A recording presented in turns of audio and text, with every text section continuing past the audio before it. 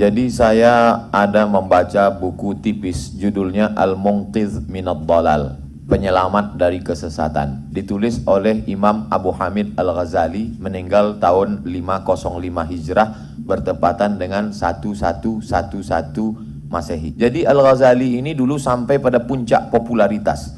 Kalau dia ceramah di Baghdad, maka yang mengikut dia di belakang itu 70.000 orang. Jadi sangat populer waktu itu. Belum ada YouTube aja udah begitu terkenalnya. Bagaimana kalau Al-Ghazali itu hidup sekarang? Lalu sampai pada puncak popularitas itu, Al-Ghazali menjadi rektor di Universitas Nizamiyah. Nama rajanya waktu itu Nizamul Muluk. Usianya 37 tahun.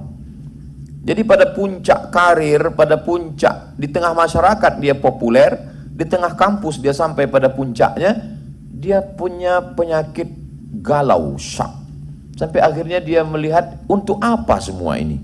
Jabatan dengan popularitas ini untuk apa? Dia melihat di tepi sungai ada kayu. Kayu itu bengkok. Tapi kemudian ketika ditarik kayu itu lurus. Betapa ternyata mata ini menipu. Mata menipu. Yang kita lihat bengkok, ternyata ketika ditarik lurus. Mata tidak benar melihat sesuatu. Kalau begitu mataku tidak benar, telingaku juga tidak mendengar. Kalau begitu akalku juga tidak benar melihat dunia ini. Itulah sebabnya Al-Ghazali masuk ke dalam tasawuf. Jadi awalnya Al-Ghazali itu pemikir yang luar biasa. Makanya dia membantah filsafat habis-habisan. Kata dia akal itu semu. Maka dia bantah filsafat. Dia tulis buku berjudul Tahafud Al-Falasifah, jatuhnya filsafat. Dia membantah Syiah. Dia tulis buku judulnya Fadaih Al-Batiniyah. Dia juga membantah pemikiran yang tidak sesuai, sampai akhirnya dia berkelana selama 11 tahun.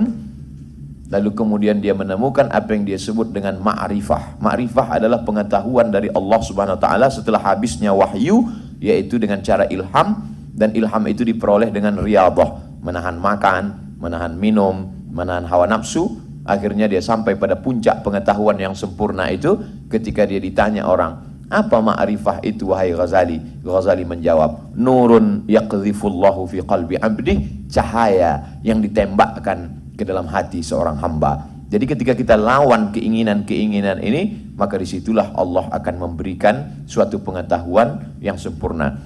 Dia ceritakan secara singkat dalam Al-Munqidh Minad Dhalal. Artinya apa? Bahwa segala yang kita lihat ini belum tentu hakikat yang benar. An-nasu niyam, kata Sayyidina Ali. Manusia ini seperti orang tidur. Kita ini semua tidur. Falamma matu intabahu. Nanti ketika dia mati barulah dia sadar bahwa dia sebenarnya dalam tidur panjang dengan mimpi yang indah sekali. Ada yang mimpi jadi ustadz viral, ada yang mimpi jadi guru besar. Dan setelah mati barulah sadar, sementara yang kita bawa bekal mati itu sebenarnya hanyalah 2 rakaat di waktu pagi duha, 2 rakaat di tengah malam, dan beberapa khutbah di masjid yang menyegarkan umat. Itu pun kalau ada yang mendengarkan sebagiannya tidur panjang, dan sisanya hanyalah seperti debu yang diletakkan di telapak tangan lalu dihembuskan dan hilang, tidak bermakna. Oleh sebab itu menjadi guru besar, menjadi dosen adalah bagaimana kita membawa mereka, walaupun bukan kajian tafsir, bukan hadis, tapi dengan sesuai dengan keilmuan kita masing-masing. Apakah di fakultas kedokteran, apakah di perikanan, apakah di pertanian, apakah di peternakan. Bagaimana dengan ilmu-ilmu yang semuanya datang dari Allah ini bisa melembutkan hati, bisa bermanfaat buat masyarakat. Apakah ada jaminan orang belajar hadis lebih dulu masuk surga daripada peternakan? Belum tentu.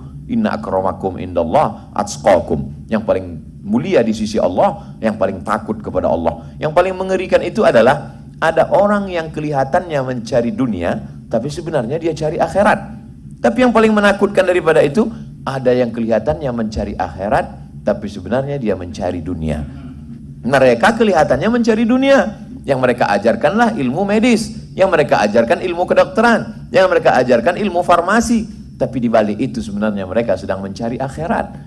Nanti baru kita benar-benar tahu posisi kita di hadapan Allah pada saat Allah memperlihatkan faman ya'mal mithqala dzarratin khairan yarah. Sebesar biji sawi pun kebaikan itu kau buat akan tampak di ujung matamu, kata Allah Subhanahu wa taala.